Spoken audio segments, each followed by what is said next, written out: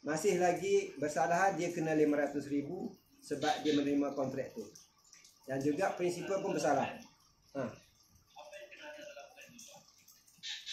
Ada yang plan tu adalah dokumen-dokumen dalam mana, dalam fasa pembinaan ke pra pembinaan?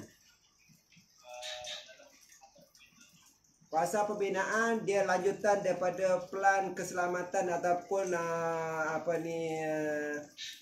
fail keselamatan masa pra pembinaan. Dalam fail keselamatan pra pembinaan dia ada project risk analysis, dia ada konsep analisis, dia ada hazard during the design tu yang mana perlu dibawa, termasuklah dengan prosedur untuk membina dengan selamat, mengguna dengan selamat, menyenggara dengan selamat.